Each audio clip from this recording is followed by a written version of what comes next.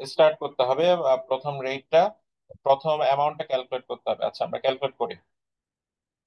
এটা শুরু করব কি দিয়ে? রিসেন্টলি পেইড ডিভিডেন্ড দিয়ে। রিসেন্টলি পেইড ডিভিডেন্ড কত টাকা? $1. $1। আর এটা প্রথম দুই পিরিয়ডের সুপার নর্মাল গ্রোথ কত পার্সেন্ট? 25%. 25। আচ্ছা, এখানে কি হবে? 1 + 0.25 টু দি পাওয়ার 2। আচ্ছা, দেন এখানে কি হবে? এখানে আমরা যেই ভ্যালুটা পাবো সেই ভ্যালুটা এখানে আসবে, রাইট? একটু ক্যালকুলেট করে আমাকে বলেন কত পাবো।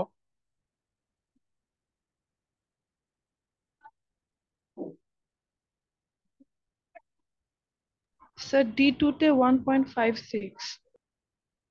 এটা 1.56 আর এটা কত? 1.25। 1.25। এখানে 1.56 মাল্টিপ্লাইড বাই কি হবে? 0.06। 1+0.06 হচ্ছে নর্মাল গ্রোথ। এখানে কি টু দি পাওয়ার 3 হবে? No sir. এখানে টু দি পাওয়ার 1 হবে। ওকে, আর আমরা ক্যালকুলেট করছি D3, আমাদের বেস হচ্ছে D2। সো D2 থেকে D3 এর গ্যাপ হচ্ছে কত? 1। ওকে, এটা ক্যালকুলেট করে বলেন। 1.65। 1.65। আচ্ছা, এখন আহ আমাদের একটা প্রেজেন্ট কোশ্চেন ভ্যালু ছিল স্যার। বলেন। স্যার D2 স্যার ওটা 1, ওটা কি স্যার 1.25 হবে না? বুঝি নাই। স্যার D2 1 ব্র্যাকেটে 1 প্লাস 0.25, এই ওয়ানটা, ইয়েস স্যার, এটা কি 1.25 হবে না? এটার কথা ফার্স্টের বলছেন? ওয়ানটা, ফার্স্ট ওয়ানটা স্যার, ফার্স্ট ব্র্যাকেটে ফার্স্ট, আগেরটা। এটা না, আমি যদি শুরু করি D0 দিয়ে। D0 কত ছিল? 1 ছিল, এই জন্য আমি এখানে টু দি পাওয়ার 2 দিয়েছি। আমি যদি এখানে শুরু করি 1.25 দিয়ে, তাহলে আমার এখানে টু দি পাওয়ার 1 হয়ে যাবে। বোঝা গেছে? আরেকবার বলবেন স্যার? আচ্ছা, এটা দুটো উপায় আছে। একটা হচ্ছে আমি D0 থেকে শুরু করে D2 তে পৌঁছাতে পারি, যেটা এখানে লেখা আছে সেটা।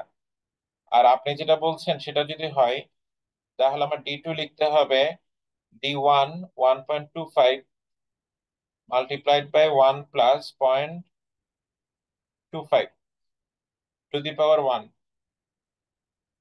দুটো সেম আসার কথা, দেখেন।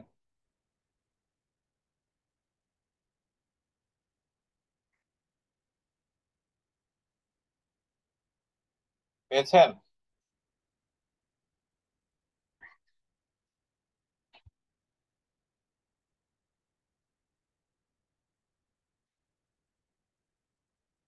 ক্যালকুলেটর কি বলে?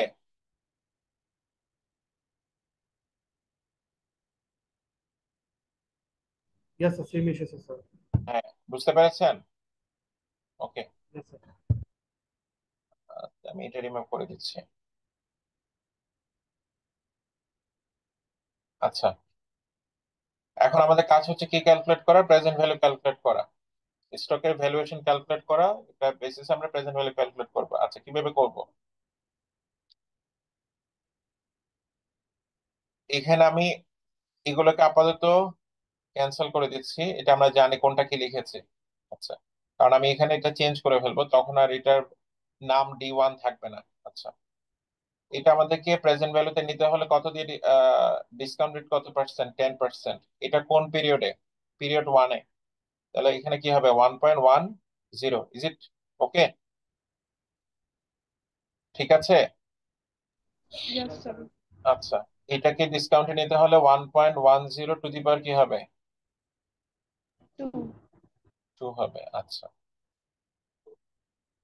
এখন এটা ছিল হচ্ছে D3 তে। ওকে, এটা কিন্তু constant growth 6%, will fall to a 6% constant growth, এবং এটা ফর এভার কন্টিনিউ হবে। After which the growth will fall to a constant rate of 6%, এবং এটা ফর এভার কন্টিনিউ হবে। সো ফর এভার যদি কনস্ট্যান্ট গ্রোথ কন্টিনিউ হয়, এটাকে আমরা প্রেজেন্ট ভ্যালু করার জন্য কি করি? 0.10 মাইনাস গ্রোথ রেট। রিকল করতে পারছেন? আমি একটু আগে লিখেছিলাম D1/K - G, মনে পড়েছে? এটাই লিখেছি। Okay, yes or no? Yes, sir. আচ্ছা, এখন এটা যখন আমরা ডিসকাউন্ট করেছি, এই ভ্যালুটা কোথায় আসলো? 2 তে। এটা কোথায় আসলো? 2 তে। এটাকে আমার ফার্দার আবার কি করা লাগবে? 0 তে আনার জন্য কি করতে হবে? 1.10 টু দি পাওয়ার 2 দেওয়া লাগবে। এখন আপনি এটা যখন সাম করবেন, এটা কি পাবেন? ভ্যালু পাবেন। ওকে, কেউ ক্যালকুলেট করেছেন? ক্যালকুলেট করে বলেন কত আসে।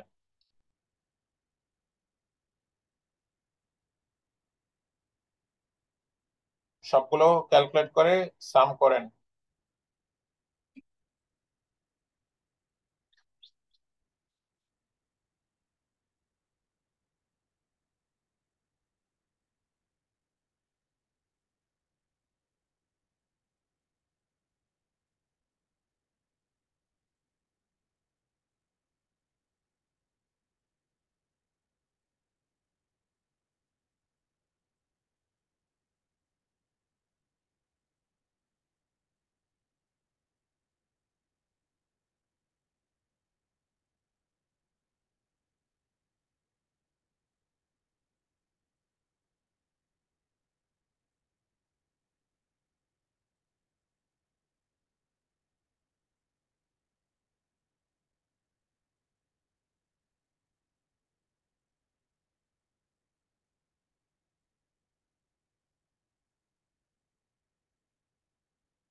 Sir, 36.425. 36.425, so it's close to option C. বাকিরা পেয়েছেন?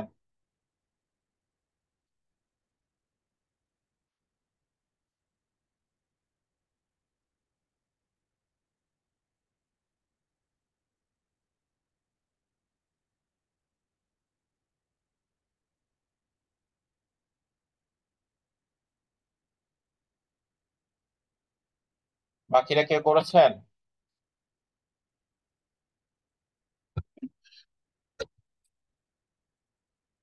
ওকে, সো আমরা মাল্টি স্টেজ ডিভিডেন্ড গ্রোথ মডেলটা একটু রিভিউ করে নিলাম।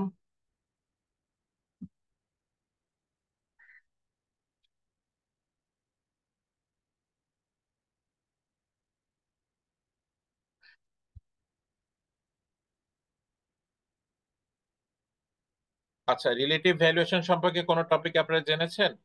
আই মিন কোন কোর্সে? Price earnings ratio, price cash flow, price book value, এই মাল্টিপলস গুলো বা প্রাইস আর্নিংস রেশিও সম্পর্কে জেনেছেন? Yes, sir. ওকে, কোন কোর্সে একটু বলবেন? The 301 এ পড়েছিলাম স্যার। TO1 এ। আচ্ছা, তারপর price to book value, price to sales, এগুলো?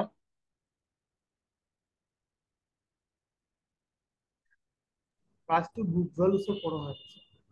প্রাইস টু বুক ভ্যালু পড়া হয় নাই। আচ্ছা, প্রাইস টু আর্নিংস রেশিও আমরা কি জন্য ব্যবহার করি বলবেন? মানে আমাদের কেন লাগে? এটা বেসিস আমরা কি করতে চাই?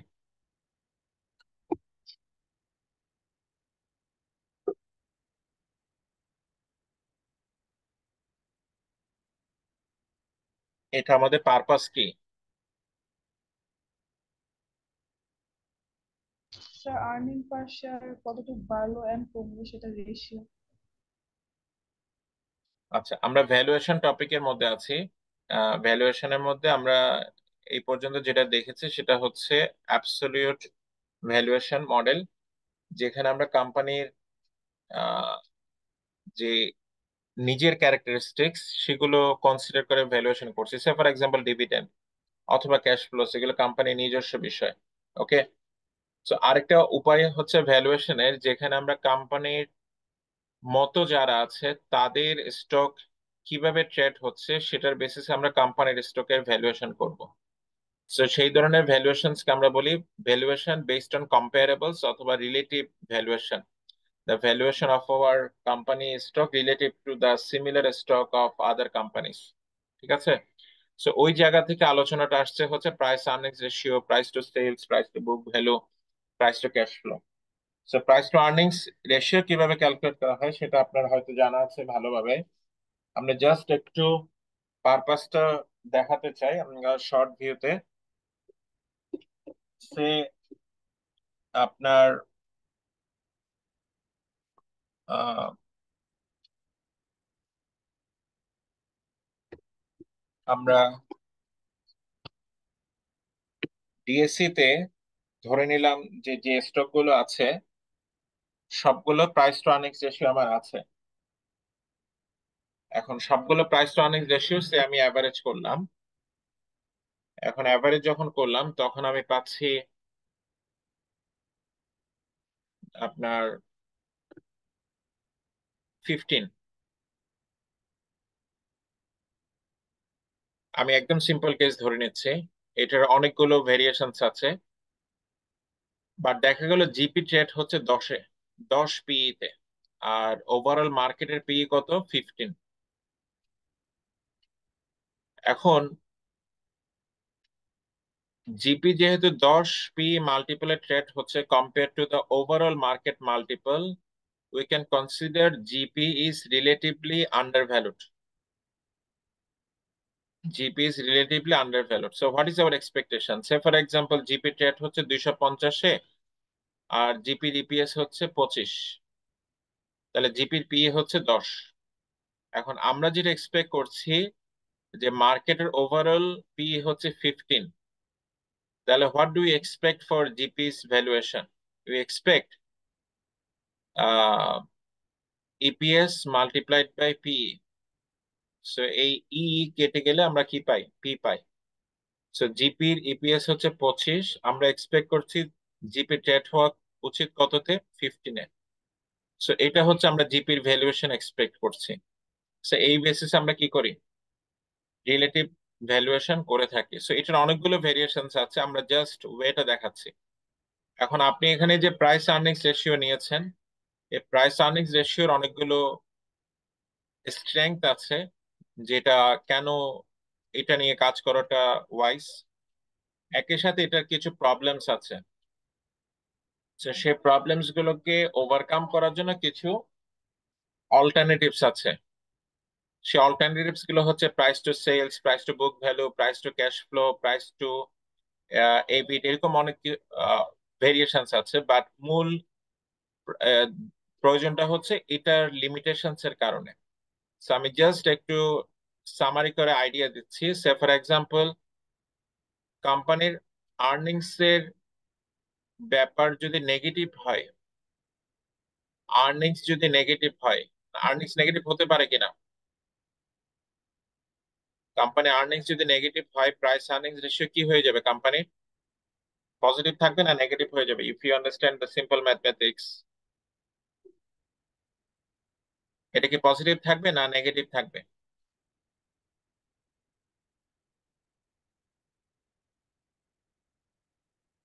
এটা সিম্পল তো। আপনি নেগেটিভ হয়ে যাবে। নেগেটিভ হয়ে যাবে, তখন আপনি এখান থেকে কোনো মিনিং পাবেন?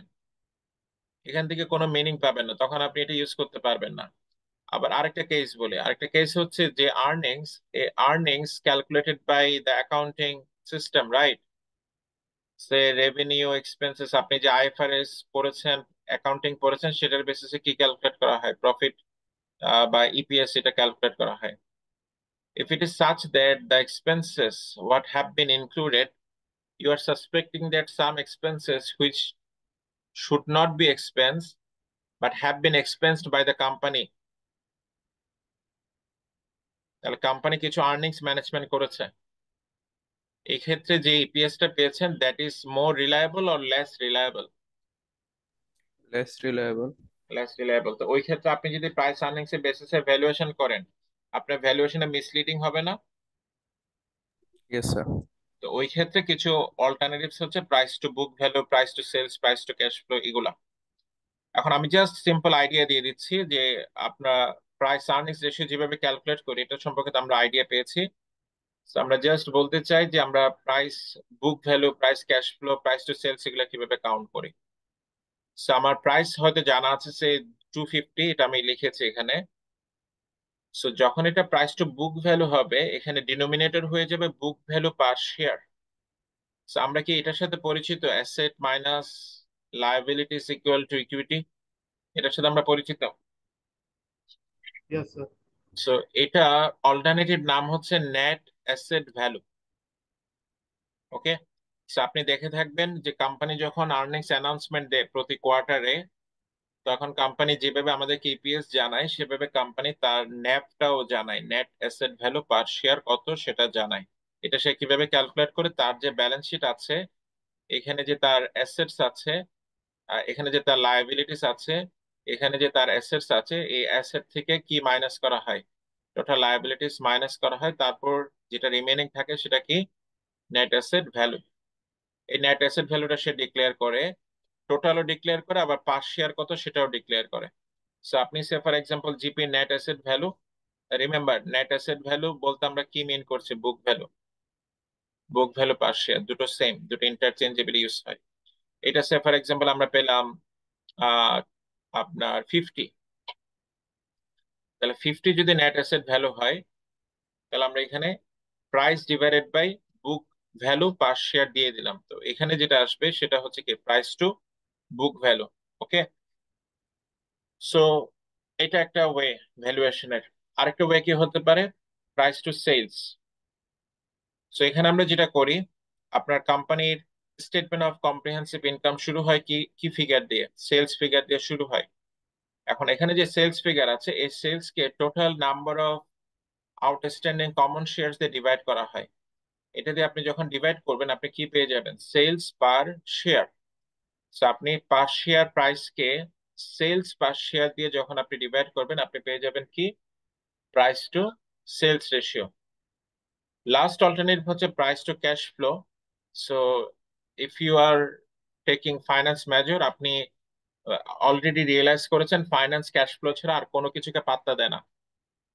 ঠিক আছে, অ্যাকাউন্টিং এর কাছে প্রফিট একটা গুরুত্বপূর্ণ বিষয়, বাট ফাইন্যান্সের কাছে প্রফিট গুরুত্বপূর্ণ বিষয় না। ফাইন্যান্সের কাছে কোনটা গুরুত্বপূর্ণ বিষয়, ক্যাশ ফ্লোস গুরুত্বপূর্ণ বিষয়। ফাইন্যান্স কিন্তু প্রফিটে বিশ্বাস করে না, ফাইন্যান্স কিসে বিশ্বাস করে, ক্যাশ ফ্লোসে বিশ্বাস করে। ঠিক আছে, so cash flows is more and more reliable than any other metric presented in the financial statements. ঠিক আছে, সো এই প্রাইস টু ক্যাশ ফ্লো, এখন ক্যাশ ফ্লো নিয়ে অনেকগুলো ডেফিনেশন আছে। Say for example cash flow from operations, যেটা আপনি কোথায় পান, স্টেটমেন্ট অফ ক্যাশ ফ্লোসে পান। ঠিক আছে, আপনি প্রজেক্ট ইভ্যালুয়েশন একটা ওসিএফ এর ক্যালকুলেশন শিখেছেন, এরকম একটা ওসিএফ এর ক্যালকুলেশন আছে, অপারেটিং ক্যাশ ফ্লো ক্যালকুলেশন আছে। আরেকটা ক্যাশ ফ্লোস এর প্রক্সি আছে, সেটা হচ্ছে EBITDA, earnings before interest, taxes, depreciation and amortisation. এটা একটা ক্যাশ ফ্লোর প্রক্সি, এটা একটা ক্যাশ ফ্লোর প্রক্সি, এটা আরেকটা ক্যাশ ফ্লোর প্রক্সি। আমরা গত ক্লাসে free cash flow two farm, free cash flow to equity এগুলো সম্পর্কে আলোচনা করেছিলাম। এগুলো কিন্তু বিভিন্ন ক্যাশ ফ্লোস এর প্রক্সি। এখন যে কোনো ক্যাশ ফ্লোস নিয়ে আপনি কি করতে পারেন, প্রাইসকে ক্যাশ ফ্লোস দিয়ে ডিভাইড করতে পারেন, তখন আপনি যে রেশিওটা পাবেন সেটা হচ্ছে price to cash flow ratio. একদম শুরুতে আমরা যেভাবে দেখিয়েছিলাম যে প্রাইস আর্নিংস রেশিওর বেসিসে আপনি কিভাবে ডিসাইড করবেন যে আপনার কোম্পানি ওভার ভ্যালুড নাকি under valued, relatively over valued ও রিলেটিভলি আন্ডার ভ্যালুড, ঠিক একই উপায়ে আপনি price to sales, price to book value, price to cash flow এগুলো বেসিসে আপনি কি করে থাকেন, ভ্যালুয়েশন করে থাকেন। So আমরা যেটা রুল অফ থাম্ব, আমরা সিঙ্গেল একটা ভ্যালুয়েশনের উপর কি করি না, রিলাই করতে পারি না, আমাদেরকে মাল্টিপল অ্যাপ্রোচে ভ্যালুয়েশন করে দেখতে হয়। তারপর আমরা ডিসাইড করি যে আমরা অ্যাভারেজ করে যে আমি যে স্টকটা, আমার সাবজেক্ট স্টক, সেটা কি ওভার ভ্যালুড আর আন্ডার ভ্যালু। আমরা সিঙ্গেল ভ্যালুয়েশন অ্যাপ্রোচের উপর কি করি না, রিলাই করি না। আমরা ছোট একটা এক্সাম্পল দেখি। আহ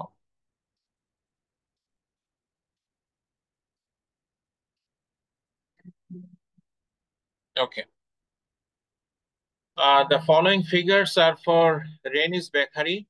All figures except the stock price are in millions. So এখানে স্টক প্রাইস কোনটা? এখানে স্টক প্রাইস হচ্ছে আপনার এটা। এটা ছাড়া বাকি যে নাম্বারস গুলো আছে সবগুলো কিসে আছে? মিলিয়নস আছে। So as long as আমার নিউমারেটর এবং ডিনোমিনেটর দুটো সেম ফিগারসে থাকতে হবে বা সেম ডিনোমিনেশনে থাকতে হবে, এটা নিয়ে আমার চিন্তা করার কিছু নাই। সো আমরা যেটা এই কোম্পানিটার এগুলো দেওয়া আছে, সো আমরা যেটা করি, এই কোম্পানির কি করতে বলা হয়েছে আমাদেরকে? রেনিস lagging PE, PCF, PS and PV ratio calculate করতে বলা হয়েছে। ওকে, এখন আমরা কিভাবে ক্যালকুলেট করব? এবং ক্যালকুলেট করার পর আমাদেরকে বলা হয়েছে যে এটা হচ্ছে ইন্ডাস্ট্রির রেশিওস দেওয়া আছে। আমরা একটু আগে যে ডিএসসি এর 15 বললাম না, এটা হচ্ছে মার্কেট রেশিও। আর এখন আপনাকে বলা হচ্ছে কিসের সাথে কম্পেয়ার করতে? ইন্ডাস্ট্রি রেশিওর সাথে কম্পেয়ার করতে। কাইন্ড অফ এটা একটা বেকারি কোম্পানি, সেই বেকারি কোম্পানির ইন্ডাস্ট্রি কি? Food food industry. So food ইন্ডাস্ট্রিতে অ্যাভারেজে এই রেশিওস গুলো দেখা যাচ্ছে, সো সেগুলোর সাথে কম্পেয়ার করতে। সো আমরা যেটা করি, আহ আমরা এই কোম্পানিটার কি ক্যালকুলেট করব? প্রাইস টু আর্নিংস ক্যালকুলেট করব, price to cash flows calculate করব, প্রাইস টু সেলস ক্যালকুলেট করব, price to book value calculate করব। আমি সিম্পল একটা দেখাচ্ছি। প্রথমে আমাদের কাজ হচ্ছে আমি প্রাইস টু আর্নিংস কম্পেয়ার করব। এখন এটা হচ্ছে ইন্ডাস্ট্রি পিই। এখন আমার কোম্পানির পিই কি? আমার কোম্পানির পিই হচ্ছে আমার কোম্পানির স্টক প্রাইস ডিভাইডেড বাই আমার কোম্পানির আর্নিংস পার শেয়ার।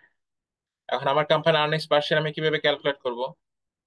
এই 3.2 net income divided by number of outstanding common share. Okay, 3.2 divided by 4.476. So এটা ডিভাইড করেন, ডিভাইড করে আমাকে বলেন কত পাচ্ছেন। এটা কোন ইয়ারের জন্য? 20x3 এর জন্য। ক্যালকুলেট করে আমাকে বলেন।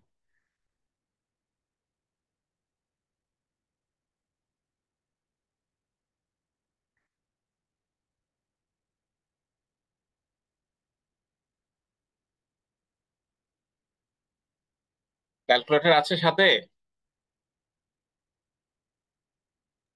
স্যার 0.7149। 0.7149। এটা কি কি ক্যালকুলেট করেছি আমরা?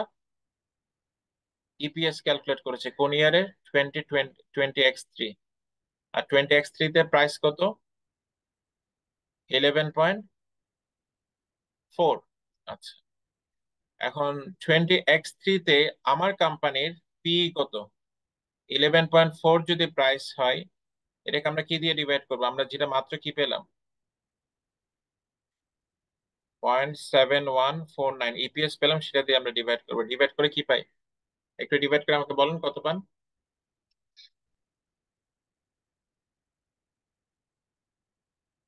মোর দেন 11, 15 সামথিং, আর বেশি? 15.95। 15.95। এখন আপনার কাজ হচ্ছে এটার সাথে কোনটাকে কম্পেয়ার করা? মার্কেটের পি কে, ইন্ডাস্ট্রির পি কে কম্পেয়ার করা। 8.6।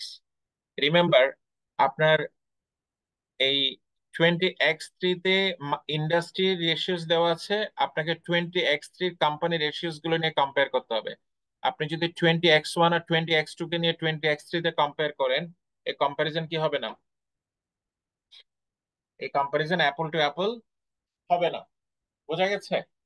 এখন আমাকে বলেন 15.95 এটার সাথে ইন্ডাস্ট্রির 8.6, এই দুটো কম্পেয়ার করে বলেন যে রেনিস বেকারি এই কোম্পানিটা কি রিলেটিভলি ওভার ভ্যালুড নাকি under valued?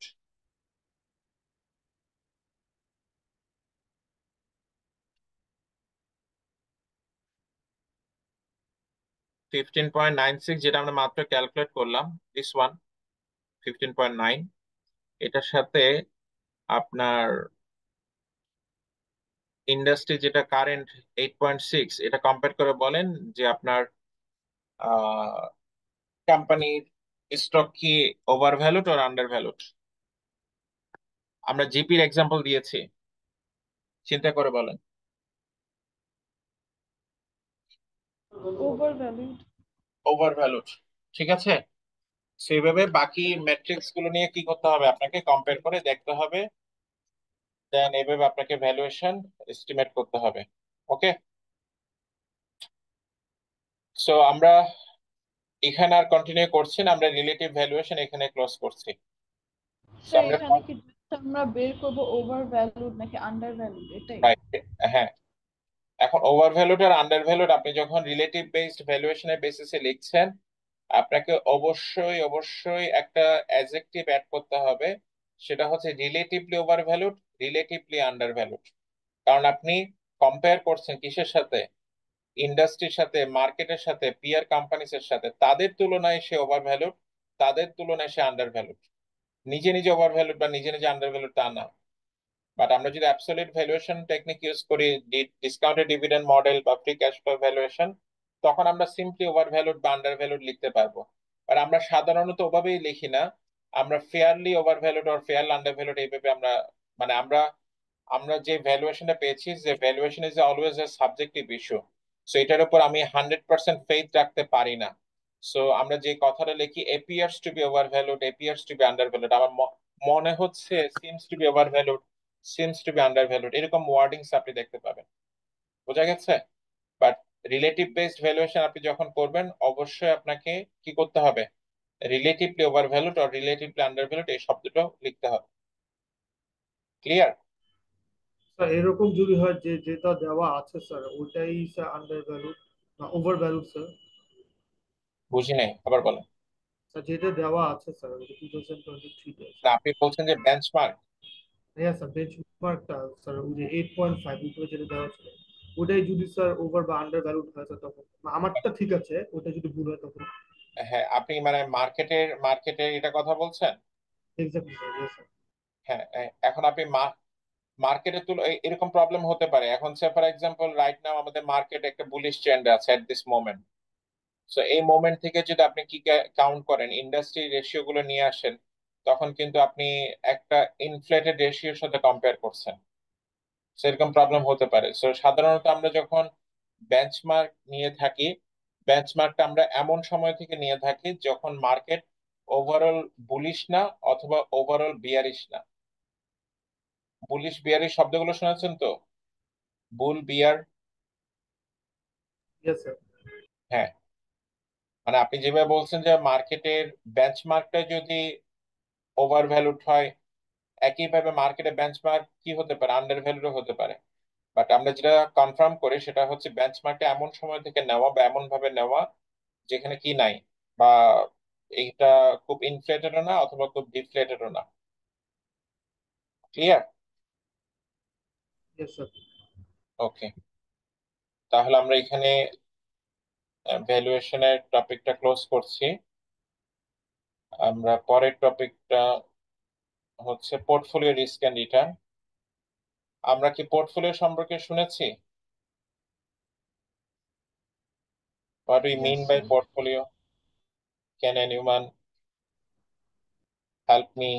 The multiple combined investment. Multiple securities investment, right? Yes sir. Yes, sir. So that is known as the portfolio investment. এখন how many of you have investment? We আমার are, আছে আমার আছে sir. do you have portfolio of investment? Yes sir. আচ্ছা, এখন আমাদের current টপিকের যেটা অবজেক্টিভ সেটা হচ্ছে আমরা পোর্টফোলিও একটা পারপাসে করে থাকি। আমাদের মূল পারপাস হচ্ছে আমাদের এমন ভাবে আমাদের পোর্টফোলিওতে অ্যাসেট ইনক্লুড করা যেন আমাদের রিটার্নটা, পোর্টফোলিও রিটার্ন, ওভারঅল রিটার্ন, এটা যেন ম্যাক্সিমাম হয় এবং আমাদের রিস্কটা যেন মিনিমাম হয়, এবং আমাদের একটা অ্যাসেটের রিস্ক যেন আরেকটা অ্যাসেট দিয়ে আমরা কমাতে পারি, ডাইভার্সিফাই করতে পারি। It is not a kind of যে আমি আপনার আহ, কি বলবো, similar kind of, say for example GP এবং রবি দুটো সিমিলার লাইনে বিজনেস করে এবং দুটো risk exposure is very very similar, very same. Okay, এখন আমি যদি যে আমার ইনভেস্টমেন্টে 50% জিপিতে ইনভেস্ট করি, আমার 50% যদি রবিতে ইনভেস্ট করি, আমার এটা বলার সুযোগ খুবই কম যে আমি রিস্ক কমাইতে পারবো। কারণ দুটো রিস্ক সেম লাইনে, আমার রিস্ক হয়তো কমবে না, আমার যেটা হবে সেটা হচ্ছে রিস্ক হয়ে যাবে আমার সামেশন অফ রিস্ক, জিপির রিস্ক প্লাস রবির রিস্ক হয়ে যাবে আমার পোর্টফোলিওর রিস্ক। তো আমাকে যেটা করতে হবে, আমাকে এমন ভাবে পোর্টফোলিও অ্যারেঞ্জ করতে হবে আমার রিটার্ন যেন ম্যাক্সিমাম হয়। সে ফর এক্সাম্পল টেলিকমিউনিকেশন কোম্পানির সাথে আপনি একটা ফুড কোম্পানি অ্যাড করলেন। সো তাদের যেহেতু ডিফারেন্ট লাইনস অফ বিজনেস, কিছু রিস্ক এক্সপোজার আপনি কি করতে পারবেন, ডাইভার্সিফাই করতে পারবেন, ওই ক্ষেত্রে আপনি ডাইভার্সিফিকেশনে বেনিফিট পাবেন। এখন আমাদের এই এই right right at this moment আমাদের যেটা ফোকাস, যে আমরা পোর্টফোলিও রিটার্ন আমরা কিভাবে ক্যালকুলেট করব, বা আমরা অ্যাসেটের রিটার্ন আমরা কিভাবে ক্যালকুলেট করি। কারণ হচ্ছে এই বাট স্যার, রিটার্ন ক্যালকুলেশন নিয়ে স্যার অনেক একটা কোয়েশ্চেন ছিল। বলেন। বাট স্যার, মানে পুরো মার্কেট ক্র্যাশ করলে তো আমার ডাইভার্সিফিকেশন থাকলেও স্টিল আমি হচ্ছে মানে লুজ করব অনেক কিছু। আপনার ওভারঅল ইনভেস্টমেন্ট তো একটা সিঙ্গেল মার্কেটে না। আপনি যখন মার্কেট বলছেন, আপনি কি ওভারঅল ইকোনমি মেইন করছেন বাই মার্কেট, নাকি আপনি শুধু স্টক মার্কেট মেইন করছেন? সে স্টক মার্কেট মিন করছিলাম। হ্যাঁ, আমরা যখন পোর্টফোলিও মেইন করি, আমরা শুধুমাত্র ইনভেস্টমেন্ট ইন মাল্টিপল সিকিউরিটিজ এটা মেইন করি না। আমার পোর্টফোলিও যদি আইডিয়াল একটা পোর্টফোলিও হয়, আমার ইনভেস্টমেন্ট থাকতে পারে রিস্ক ফ্রি অ্যাসেটে, আমার ইনভেস্টমেন্ট থাকতে পারে রিয়েল এস্টেটে, আমার ইনভেস্টমেন্ট থাকতে পারে আপনার জুয়েলারিসে, সবগুলো মিলে আমার portfolio. Portfolio does not mean যে আমার জাস্ট এখানে ডিফারেন্ট কমন স্টক ইনভেস্ট করলে এটা পোর্টফোলিও হবে। মিউচুয়াল ফান্ডও হতে পারে। Right. Okay, thank you sir. Okay, so আমাদের রাইট নাও যেটা ফোকাস সেটা হচ্ছে আমরা রিটার্ন কিভাবে ক্যালকুলেট করব। সো যেটা প্রবলেম সেটা হচ্ছে এই রিটার্ন ক্যালকুলেশনটা আমরা অ্যাপ্রোপ্রিয়েটলি জানি না। সো আমরা অনেকে সেটা জানি না। আমরা না জানার কারণে যেটা হয়, আমাকে যখন একটা ফান্ড ম্যানেজার অথবা একটা অ্যাসেট ম্যানেজার যখন বলছে যে আমি এই রিটার্নটা আমার ইনভেস্টরদের জন্য এই পিরিয়ডে জেনারেট করেছি, সেটা আমরা ঠিক মতো বুঝতে পারি না। অথবা তিনি আমাদেরকে যে ওয়েতে প্রেজেন্ট করছেন, অনেক সময় এমন হয় যে সেই ওয়েতে আসলে আপনার তাকে ইভ্যালুয়েট করার মতো সুযোগ নাই। সো ফান্ড ম্যানেজাররা এই ইনভেস্টরদের যেটা নলেজের লিমিটেশনস আছে, এটাকে অনেক সময় সুযোগ হিসেবে নিয়ে থাকে। তো তারা এমন ভাবে একটা রিটার্নের আপনার ম্যাট্রিক প্রেজেন্ট করলো, যেটা থেকে আপনি হয়তো ঠিক মতো চিন্তা করতে পারছেন না যে আপনি কিভাবে কত রিটার্ন পাওয়া যাবে। ওকে, আমরা রিটার্নের মেজার্স গুলো দেখবো, সেটা এক্সক্লুসিভলি ফর যেই অ্যাসেটস গুলো পোর্টফোলিওতে ইনক্লুড করা হয়, সেটা রিটার্ন গুলো কিভাবে ক্যালকুলেট করা হয়। আমরা রিটার্নের বিভিন্ন ডেফিনেশনস দেখবো। আমরা রিটার্নের একটা সিঙ্গেল ডেফিনেশন নাই, আমাদের রিটার্নের অনেক ধরনের ডেফিনেশনস আছে। আমরা যতগুলো অ্যাভেলেবল ডেফিনেশনস আছে এগুলোর সাথে একটু পরিচিত হওয়ার চেষ্টা করব। সো প্রথম যে ডেফিনেশন, সেটাকে আমরা বলছি যে হোল্ডিং পিরিয়ড রিটার্ন। সো সেখানে আমরা যাওয়ার আগে আমরা একটু বাংলাদেশের স্টক মার্কেটের রিটার্ন সম্পর্কে একটু ধারণা দিই।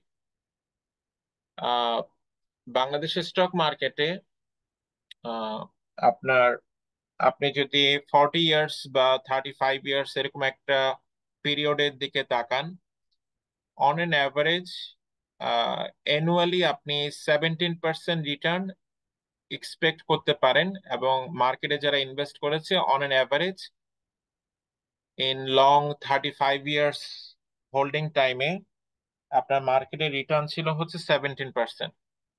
তার মধ্যে 3.5% মতো রিটার্ন আসে হচ্ছে ডিভিডেন্ড গেইন থেকে। আর রিমেনিং যেটা আপনার 12 or 13% সেটা আসে হচ্ছে ক্যাপিটাল গেইন থেকে।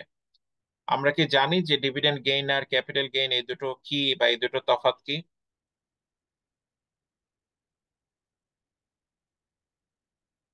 এই দুটো তফাৎ কি আমরা জানি?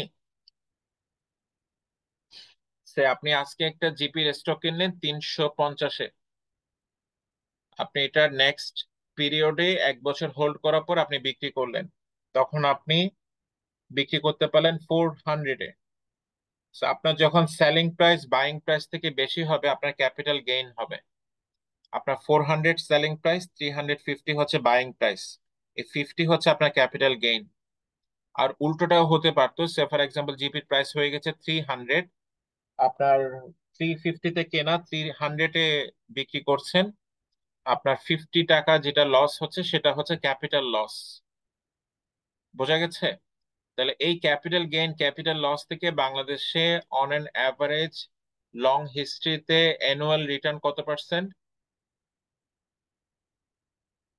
এই পার্সেন্টেজ গুলো মনে রাখতে হবে আপনাকে ফাইন্যান্স মেজর হিসেবে। ঠিক আছে, আপনাকে জিজ্ঞেস করা হবে না যে হোল্ডিং পিরিয়ড রিটার্নের ফর্মুলা বলেন। বোঝা গেছে? সো আপনাকে মার্কেট সম্পর্কে প্রাইমারি কিছু ডেটা আপনাকে জানতে হবে। সো কত পার্সেন্ট বললাম? ক্যাপিটাল গেইন থেকে রিটার্ন অ্যাবাউট কত 17%। পার্সেন্ট বললাম? হ্যাঁ, 17%, স্যার। 17% আমি টোটাল রিটার্ন বললাম। আমি একটা ব্রেকডাউন বলেছি না?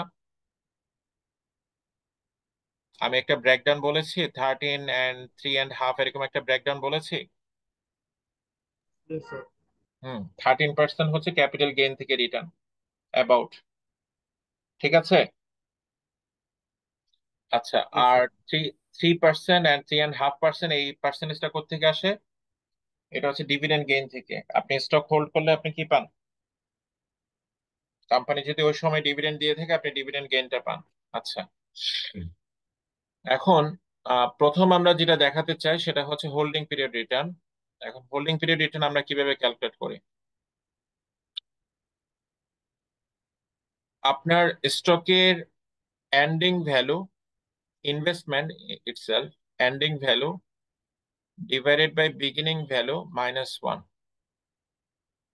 সে ফর এক্সাম্পল আপনি জিপি কিনেছেন কততে? 350-এ।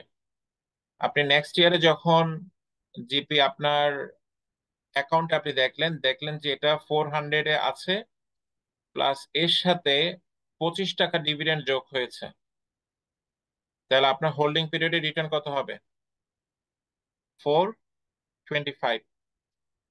ঠিক আছে, এখন এই 425 এর মধ্যে কি কি জিনিস আসছে বলেন? কি কি আসছে? পিরিয়ড টি তে গিয়ে এটার প্রাইস কত হলো সেটা আসছে 350, সরি 400, প্লাস কি আসছে? আমি যে 25 একটা অ্যামাউন্ট বললাম এটা কিসের জন্য বললাম? Yes, sir. হ্যাঁ, ডিভিডেন্ডের জন্য। আর 350 যেটা, এটা কি? এটা হচ্ছে পি নট, বিগিনিং পিরিয়ডের প্রাইস, -1। -1 কেন? -1 দিলে আপনি যেটা আপনার ইনভেস্টমেন্টের অ্যামাউন্ট সেটাকে মাইনাস করে আপনি রিটার্নের অ্যামাউন্টটা পেয়ে যাবেন। বোঝা গেছে? রিটার্ন কিভাবে ক্যালকুলেট করবেন? এখন আমরা যে রিটার্নটাকে দেখালাম এটার নাম কি? Holding period return. এখন আপনার হোল্ডিং পিরিয়ড 6 মাসেরও হতে পারে, 9 মাসেরও হতে পারে, 5 বছরও হতে পারে, 10 বছরও হতে পারে। বোঝা গেছে? Am I clear? Yes, sir. So এটা কিন্তু পিরিয়ডিক কোনো রিটার্ন না, এটা বছরের কোনো রিটার্ন না, এটা হচ্ছে হোল্ডিং পিরিয়ডের return. Clear? Yes, sir. So there is an example here. If a stock is valued at $20 at the beginning of the period, যখন আপনি ইনভেস্ট করতে চাচ্ছেন তখন ভ্যালু কত? 20, and it pays one, not dollar, it's euro. It pays €1 in dividend over the period, and at the end of the period it is valued 22. তাহলে আমি holding period return কিভাবে calculate করব? End of the পিরিয়ডে এটার value কত? PT plus dividend কত পেয়েছি? 1 One. Divided by কি হবে? P0 20 মাইনাস কি হবে? 1। ক্লিয়ার? এটার নাম কি? Holding period return. It's clear? Yes or no? Yes, sir. Yes, sir. Okay, please. Yes, sir. Okay, then একটু আগে আমরা যেটা 13% বা 17% যে ফিগার্স গুলো বলছিলাম সেটা হচ্ছে মার্কেটের অ্যাভারেজ রিটার্ন। তো আমরা পরে যে রিটার্নের ডেফিনেশন দিচ্ছি সেটা হচ্ছে average return. So average return is simply the arithmetic. অ্যাভারেজে অনেকগুলো ভেরিয়েশনস আছে, arithmetic average, geometric average, harmonic average, এরকম। If you have already taken the statistics, you must be familiar with these different definitions of return. আচ্ছা, so simply আপনার different periods এ যে return গুলো আছে সেটাকে যদি আপনি কি করেন, অ্যাভারেজ করেন, তাহলে আপনি অ্যাভারেজ রিটার্ন পেয়ে যাবেন। এখন যেটা বলছিলাম যে অ্যাভারেজের ডিফারেন্ট ফরমেশনস আছে, ডিফারেন্ট ভেরিয়েশনস আছে। সো এটা হচ্ছে এরিথমেটিক মিন। এরপর আমরা জিওমেট্রিক মিন। আমরা কি জিওমেট্রিক মিনের সাথে পরিচিত? সো জিওমেট্রিক মিনের আমরা ক্যালকুলেশন দেখাবো। আচ্ছা, আমরা দুটোই দেখাই। Read this example. An investor purchases $1,000 of a mutual fund share. The fund had the following total returns over the 3-year period. আপনি মিউচুয়াল ফান্ডের শেয়ার পারচেস করেছেন $1,000, 3 বছরে 3% অফ রিটার্ন সে দেখাচ্ছে, +5%, -8%, +12%, year 1, year 2, year 3। Calculate the value at the end of the 3-year period, the holding period return, the mean annual return, and the geometric mean annual return. So আমরা প্রথমে, it is a very I mean common problem, এখানে থাকি। আচ্ছা, প্রথমেই আপনাকে জানতে চাওয়া হয়েছে আপনি যে $1,000 ইনভেস্ট করেছেন সেটা এরকম রিটার্ন পাওয়ার পরে 3 বছর পরে আপনার ভ্যালু কত আছে। এটা কি 1,000-এ আছে, নাকি 1,000-এর চেয়ে বেড়েছে, নাকি 1,000-এর চেয়ে কমেছে, এটা আপনি কিভাবে বুঝবেন? এখন আপনি কিভাবে করবেন সেটা হচ্ছে 1,000 আপনি প্রথমে শুরু করবেন এভাবে। ওকে, প্রথম বছর কি হয়েছে, +5% গেইন হয়েছে, এই জন্য 1 + 0.05। আপনি চাইলে এটা সিম্পলি 1.05 লিখতে পারেন। So আমরা 1 + 0.05 দিয়েছি বোঝার জন্য। Is there anyone who wants to know যে কেন 1 যোগ হয়েছে, এই 1টা কোত্থেকে আসলো?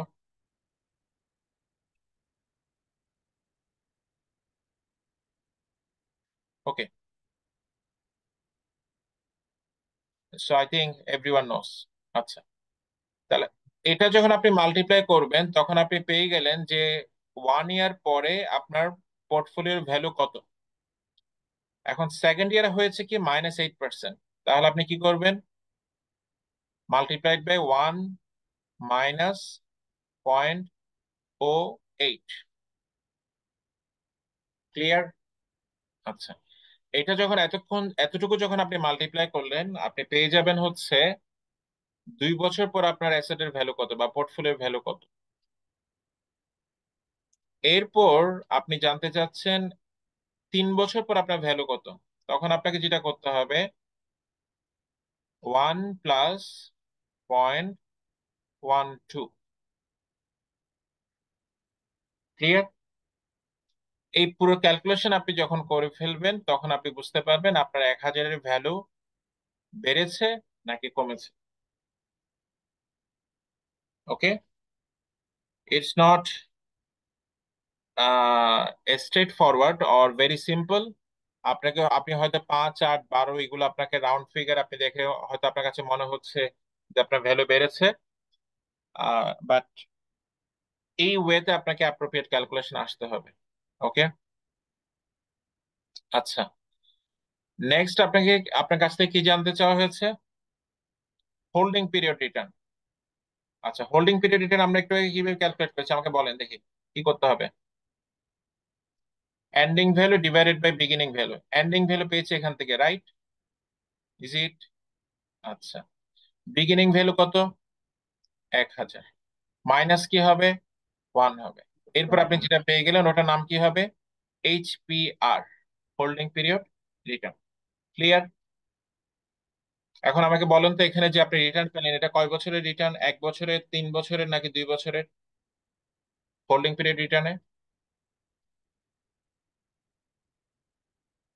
আপনি যে হোল্ডিং পিরিয়ড রিটার্ন ক্যালকুলেট করলেন, এই রিটার্নটা কয় বছরের রিটার্ন? কয় বছরের রিটার্ন এখানে দেখা যাচ্ছে? 3 বছরে। 3 বছর। 3 বছরের। ঠিক আছে, খেয়াল থাকবে। আচ্ছা, নেক্সট ওয়ান জানতে চাওয়া হয়েছে অ্যানুয়াল রিটার্ন কত, mean annual return. So what will be doing, আমরা সিম্পলি 5%, এই -8%, +12%, এই তিনটাকে সিম্পলি অ্যাভারেজ করব, যেটা আমরা ছোটবেলায় ম্যাথের বইয়ে দেখেছি। গড় নির্ণয় করো, 5%, -8%, +12%। এই মাইনাস কোত্থেকে আসলো?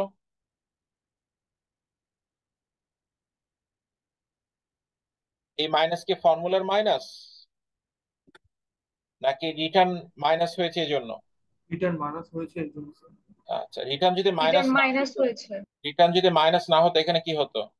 প্লাস। স্যার প্লাস হতো। রাইট। আচ্ছা, next one geometric mean return. এই জিওমেট্রিক মেন রিটার্ন এখানে I don't know whether you are familiar with the difference between the simple interest rate and the compound interest, দুটোর মধ্যে তফাৎ কি বলেন?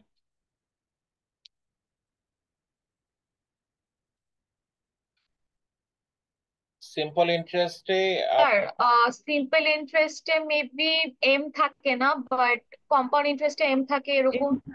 হ্যাঁ স্যার, সিম্পল ইন্টারেস্ট চক্রবৃদ্ধিতে রেটে স্যার কম্পাউন্ড ইন্টারেস্ট। ইন্টারেস্টটা স্যার সিমিলার থাকে পুরো ইয়ারে, আর কম্পাউন্ড ইন্টারেস্ট হলো স্যার ইন্টারেস্টটা স্যার বাড়তে হয়তো থাকে 6 পার মান্থ মান্থে। থাকে, নাহলে থার্ড 3 মান্থস থাকে, কোয়ার্টারলি, সেমি অ্যানুয়ালি, সেটা হচ্ছে কম্পাউন্ড ইন্টারেস্ট। ওকে, আমরা যেটা জানতে চাচ্ছি কনসেপচুয়ালি এই দুটোর মধ্যে তফাৎ কি। সিম্পল ইন্টারেস্টে আপনার ইন্টারেস্ট কখনো ইন্টারেস্টের উপর ইন্টারেস্ট কাউন্ট হয় না, ইন্টারেস্ট সবসময় কাউন্ট হবে প্রিন্সিপালের উপর। আর কম্পাউন্ড ইন্টারেস্টে প্রিন্সিপালের উপর ইন্টারেস্ট কাউন্ট হয়, ইন্টারেস্টের উপর ইন্টারেস্ট কাউন্ট হয়। Are you familiar with this? Yes sir. Yes, okay, sir. So arithmetic mean আর জিওমেট্রিক মিন এই দুটোর মধ্যে তফাৎটা একই ধরনের তফাৎ, বোঝা গেছে? সো এখানে আমরা কম্পাউন্ড ফ্যাক্টর যেটা আছে সেটাকে অ্যাড্রেস করি। সো সেটাকে অ্যাড্রেস করতে গেলে আমাদের যেটা করতে হবে, বা যে যে ওয়েতে আমাদের এটা ক্যালকুলেট করতে হবে, সেটা হচ্ছে এইভাবে। আপনার আমাদের প্রথম পিরিয়ডের আচ্ছা, প্রতি পিরিয়ডের রিটার্নকে আমরা এভাবে নিয়ে আসতে হবে, এই ফরম্যাটে। সে প্রথম পিরিয়ডের রিটার্ন কত পার্সেন্ট? 5% না? Yes, sir. প্রথম পিরিয়ডের রিটার্ন 5%। আচ্ছা, আচ্ছা, এখানে কি হবে? 1.05। এখানে কি হবে? 1 প্লাস -0.08। এখানে কি হবে? 1 প্লাস 0.02। এই তিনটা কি ফর্মে আছে? প্রোডাক্ট ফর্মে, মাল্টিপ্লিকেশন ফর্মে, ঠিক আছে? এরপর এখান থেকে -1 হবে। এই -1 এর পারপাস হচ্ছে এখানে যে সবগুলোর সাথে 1 যোগ করছিলেন না, এই 1 গুলোকে বাদ দেওয়ার জন্য হচ্ছে এই -1টা আসছে। এরপর টু দি পাওয়ার 1/3 অথবা কিউব রুট। এখানে এই 3 কিন্তু ফর্মুলা 3 না, এই 3 হচ্ছে কয়টা রিটার্ন আপনি এখানে নিয়ে আসছেন। যতটা রিটার্ন এখানে নিয়ে আসছেন ততটা এখানে কি হবে? টু দি পাওয়ার রুট হবে। এখানে 3 কিউব রুট হয়েছে এই জন্য। বোঝা গেছে? এখন আপনি যখন এইভাবে জিওমেট্রিক রিটার্ন স্যার ক্যালকুলেট করে বলেন। স্যার আরেকবার কি একটু রিপিট করা যাবে? থ্রিটা। থ্রিটার কথা বলছি। আপনি এখানে সে ফর এক্সাম্পল এখানে আপনার কয়টা রিটার্ন নিয়ে আসছেন? তিনটা স্যার। তিনটা, 3 পিরিয়ডের রিটার্ন, ঠিক আছে। তখন তিন এখানে টু পিরিয়ড। দি পাওয়ার হবে 3। Okay sir. ওকে। মানে 3 কিউব রুট বা কিউব রুট, ঠিক আছে। এখানে যদি কিউব রুট। চারটা হয় জি স্যার। এখানে হবে 4। এখানে যদি দুইটা হতো এখানে কি হবে, যে এখানে কিছু হতো না, মানে জাস্ট এই জাস্ট রুট। রুট হলেই হতো। ওকে, স্যার আর আর -1টা তো ফর্মুলা -1। Right right. ইয়েস হ্যাঁ, স্যার, থ্যাংক ইউ। এখন আপনার যদি স্কোয়ার রুট এটা দেখতে যদি ভয় লাগে, তাহলে আপনি যেটা করতে পারেন, আপনি এই রুটটা ব্যবহার না করে আপনি এই পুরোটা সেকেন্ড ব্র্যাকেটে রেখে এটা এখানে টু দি পাওয়ার 1/3 দিতে পারেন। বোঝা গেছে? সেমই হলো, জাস্ট ওটা পাওয়ার হিসেবে দিয়ে দিলাম। জাস্ট বললাম yes sir. Just for fun. অনেকে রুট সাইনটা দেখতে একটু আনইজি লাগে, ঠিক আছে। তো সেম থিং, ঠিক আছে। আপনি চাইলে ক্যালকুলেটরে আপনি চাইলে রুট সাইন ইউজ করে করতে পারেন, টু দি পাওয়ার 1/3 দিয়ে করতে পারেন, ঠিক আছে। বাট মেক শিওর দ্যাট এগুলো সব একসাথে আছে কিনা। এগুলোকে সবগুলো একসাথে কিসের মধ্যে রাখা লাগবে, প্যারেন্থেসিস এর মধ্যে রাখা লাগবে। ওকে, তাহলে আমরা জিওমেট্রিক রিটার্ন দেখলাম, হোল্ডিং পিরিয়ড রিটার্ন দেখলাম, অ্যাভারেজ রেট অফ রিটার্ন দেখলাম। নেক্সট আমরা দেখতে চাই আদার রিটার্ন মেজার্স আছে, সেখানে একটা ক্রিটিক্যাল রিটার্ন মেজার আছে, সেটা হচ্ছে মানি ওয়েটেড রিটার্ন, সেটা আমরা পরে আসছি। আচ্ছা, আমরা আদার কিছু সিম্পল ডেফিনেশন দেখি, তারপর আমরা যেটা দিয়ে আমরা ক্লাস শেষ করব সেটাতে যাচ্ছি। আহ, আপনি যখন ইনভেস্টমেন্ট করছেন, আপনার যার মাধ্যমে ইনভেস্টমেন্ট করছেন, আপনার ব্রোকারেজের কিছু ফিস আছে, কমিশনস আছে। সো সেই কমিশন ফিস দিয়ে তারপর আপনি আপনার ইন যে রিটার্নটা পেয়েছেন সেটা রিয়েলাইজ করতে পারবেন। তো এখন আপনি যে রিটার্নটা ক্যালকুলেট করেছেন সেটার মধ্যে যদি আপনি ব্রোকারেজের কমিশন ফিস এগুলো বাদ না দিয়ে থাকেন, তাহলে আপনার কাছে যে রিটার্নের মেজার আছে সেটার নাম হচ্ছে গ্রস রিটার্ন। আর যদি আপনি ওই ফিস গুলো বাদ দেন তাহলে হচ্ছে নেট রিটার্ন। বোঝা আরেকবার গেল? বলবেন স্যার? সে আপনি গ্রস রিটার্ন ক্যালকুলেট করলেন 10%। ওকে, এখন এই আপনার ব্রোকারেজে যে চার্জেস এগুলো আপনি বাদ দেন নাই, কারণ এগুলো আপনি কোত্থেকে দিবেন, এগুলো আপনার পকেট থেকে দিতে হবে না। সে আপনি 1,000 টাকার স্টক বিক্রি করলেন 1,015 টাকায়। এখন 1,015-তে বিক্রি করলেন, আপনি কি পুরো 15 টাকা নিয়ে আসতে পারবেন, বা পুরো 1,015 নিয়ে আসতে পারবেন? নো পুরো স্যার। 1,015 নিয়ে আসতে পারবেন না। আপনাকে আপনি যার ব্রোকারেজ ব্রোকারেজ ব্রোকারেজ হাউসের একটা কমিশন ফি নিয়ে আছে। আসতে হবে, রাইট। আপনি ওখানে 0.50 একটা কমিশন দিলেন। তা আপনি 0.50 বাদ দিয়ে যখন আপনি রিটার্ন ক্যালকুলেট করছেন, তখন ওই রিটার্নের নাম কি হবে? No sir. Net return. বোঝা গেছে? জি sir. Pre tax nominal return and after tax nominal return. আমাদের কান্ট্রিতে ডিভিডেন্ডের উপর ট্যাক্স ডিডাক্টেড সোর্স আছে। ডিভিডেন্ড একটা সার্টেন অ্যামাউন্ট 50,000 এর উপরে হলে আপনাকে ট্যাক্স দিতে হয়, 50,000 এর নিচে হলে আপনাকে ট্যাক্স দিতে হয় না।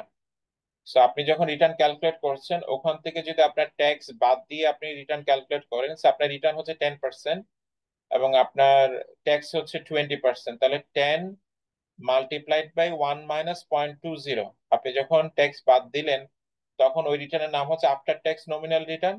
আর আপনি যখন ট্যাক্স বাদ না দিয়ে আপনি রিটার্ন কাউন্ট করছেন তখন ওটা হচ্ছে প্রি ট্যাক্স নমিনাল রিটার্ন, ঠিক আছে।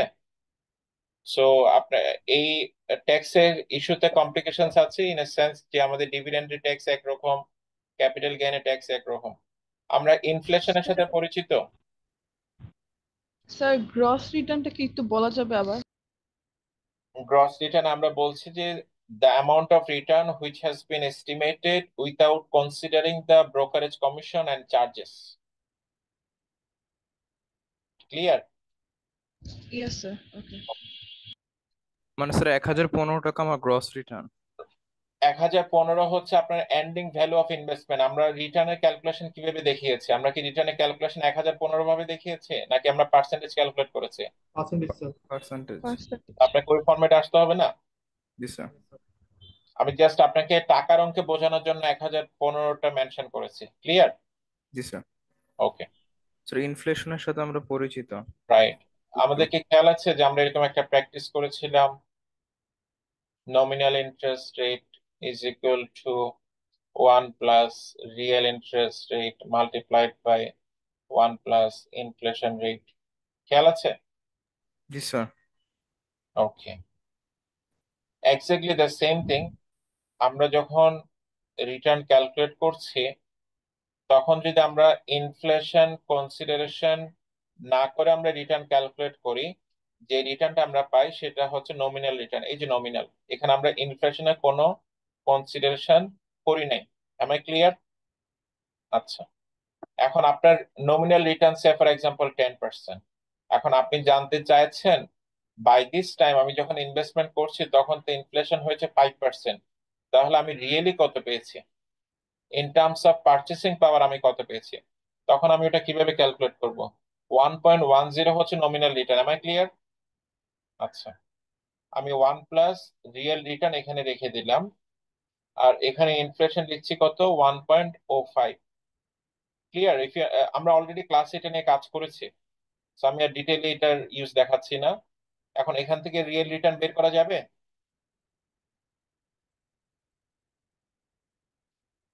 Yes sir. Yes or no? Yes sir যাবে।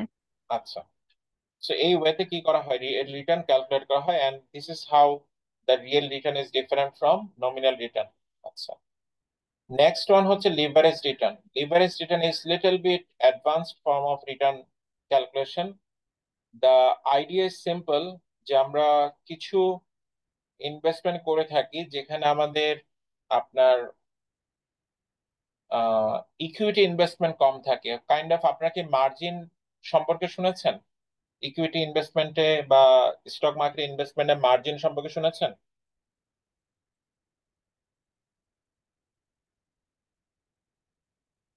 মার্জিন লোন সম্পর্কে শুনেছেন?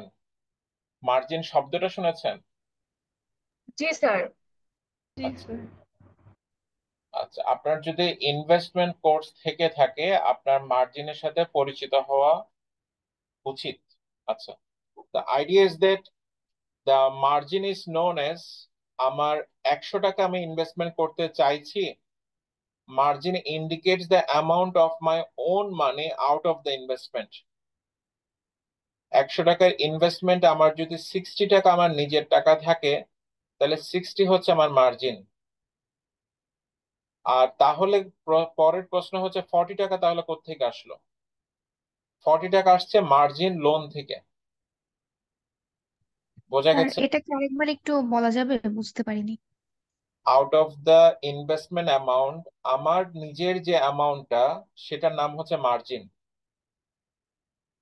আপনি যখন ব্যাংক থেকে লোন নিতে যাবেন, ব্যাংক আপনাকে জিজ্ঞেস করবে আপনি যে ইনভেস্টমেন্ট করতে চাইছেন 100 টাকার, ওখানে আপনার নিজের কত ক্যাপিটাল থাকবে।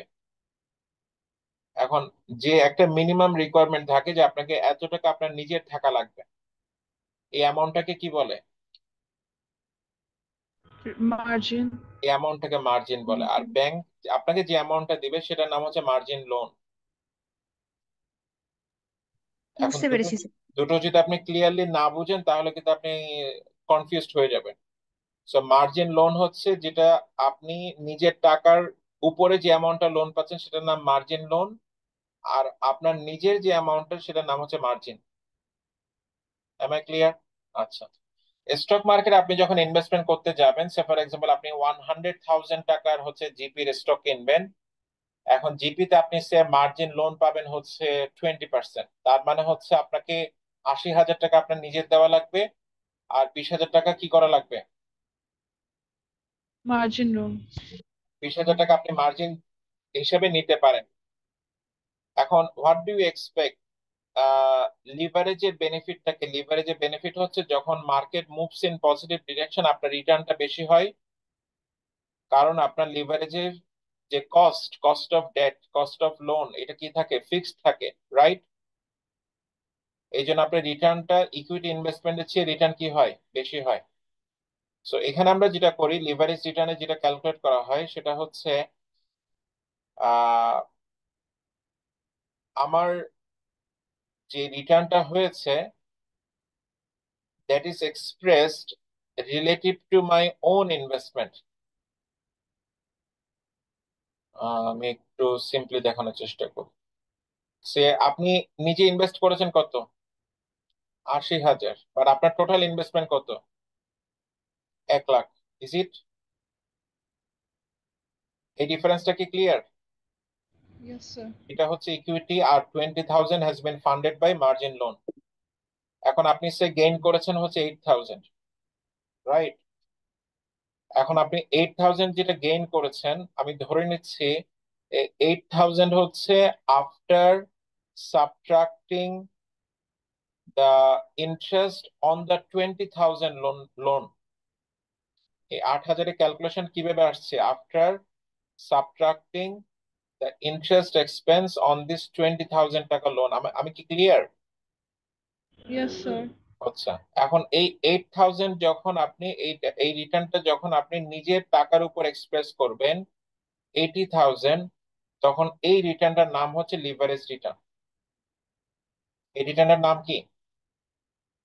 Leverage return. এখন এটার নাম লিভারেজ রিটার্ন হলো কেন? জাস্ট থিঙ্ক অফ, এই যে 8,000 টাকা যে আপনি রিটার্ন জেনারেট করেছেন, এই রিটার্নের মধ্যে কি শুধু আপনার 80,000 টাকার কন্ট্রিবিউশন ছিল, নাকি 20,000 যেটা লোন নিয়েছেন সেটারও একটা কন্ট্রিবিউশন আছে? 20,000 মোটিভেশন আছে। এটার একটা কি আছে? কন্ট্রিবিউশন আছে। এই জন্য এই রিটার্নের নাম হচ্ছে leverage return. Am I clear? So আপনার যে ডেরিভেটিভ সিকিউরিটিস আছে ওখানে কিন্তু এই মার্জিনের ব্যাপারটা খুব বেশ প্রচলিত। সো ওখানে আপনার ইওর ওন ইনভেস্টমেন্টের উপর যখন রিটার্ন ক্যালকুলেট করা হয় তখন ওটার নাম হচ্ছে কি? Leverage return. বাট রিটার্ন, 8,000 কি স্যার লিভারেজ রিটার্ন স্যার? হ্যাঁ, 8,000 multiplied by 80,000, return is always in terms of percentage. Return আমরা সবসময় কিসের উপর ক্যালকুলেট করব? পার্সেন্টেজের উপর। আর আপনি যদি টাকার উপর ক্যালকুলেট করতে চান সেটার নাম রিটার্ন না, সেটার নাম profit. Am I clear? Yes, sir. সেটার নাম কি হবে? প্রফিট। দুটোর মধ্যে তফাৎ আছে। ওকে,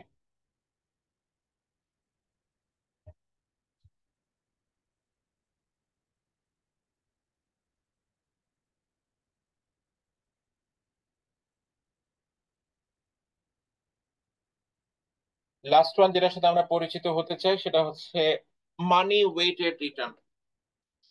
মানি weighted return is the idea.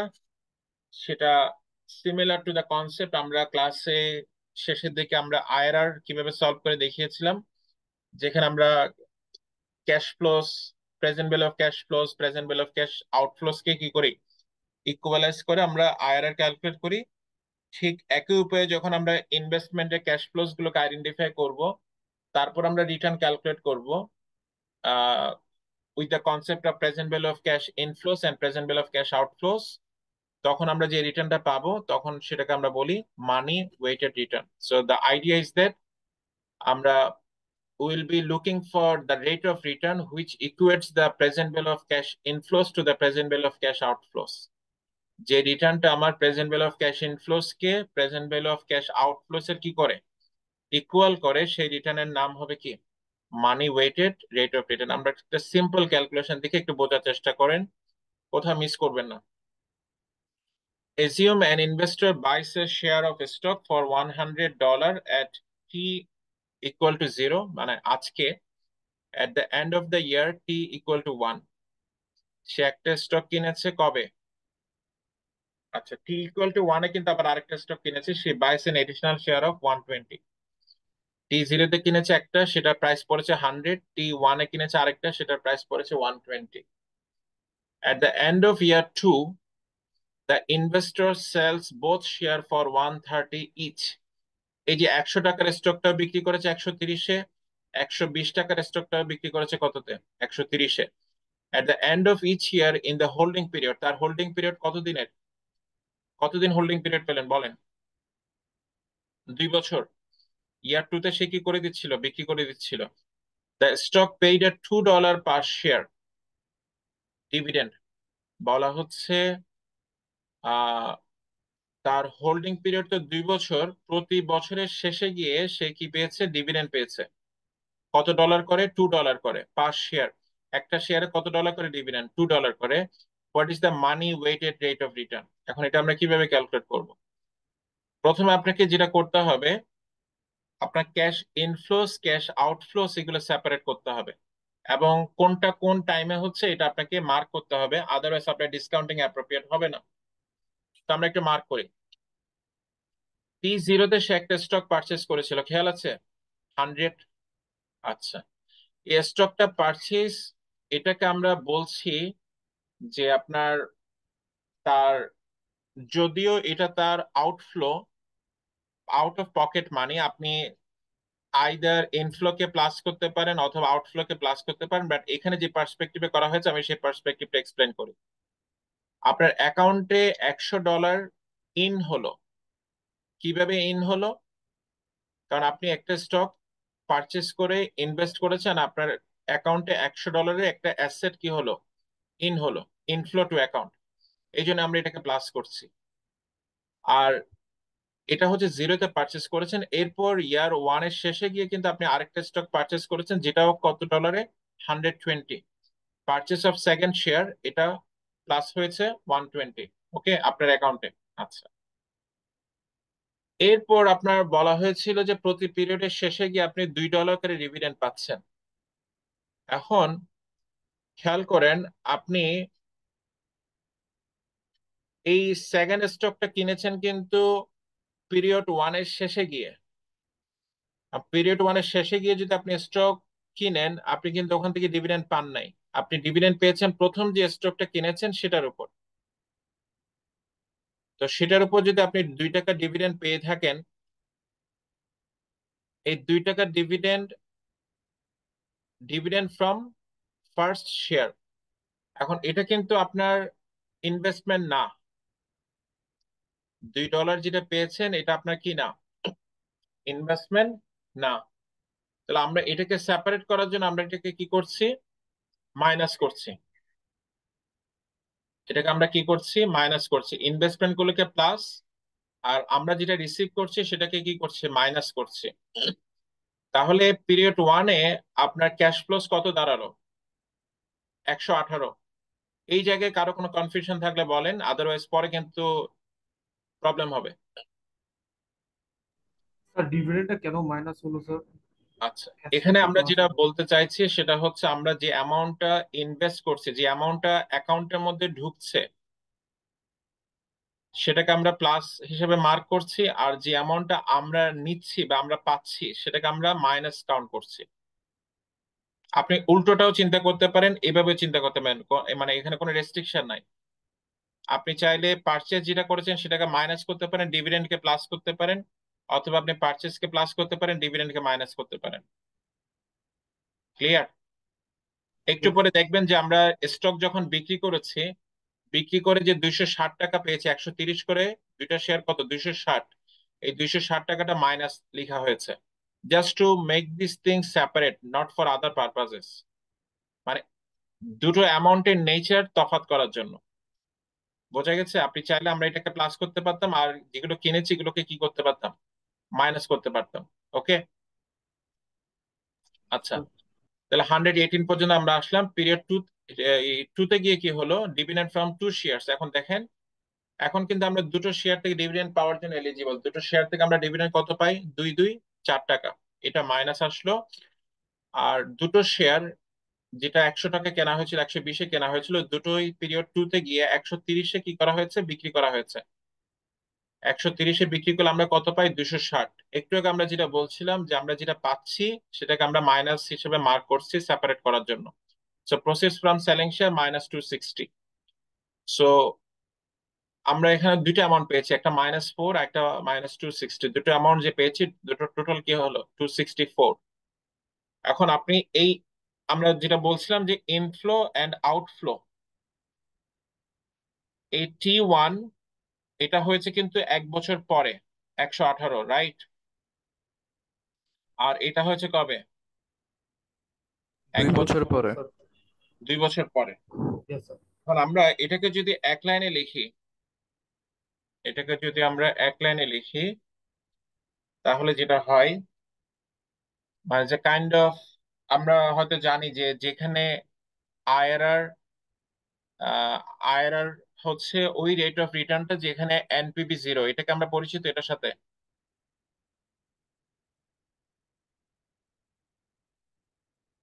এই যে present value of cash outflows, আচ্ছা cash inflows minus present value of cash outflows equal to NPV, এটার সাথে পরিচিত।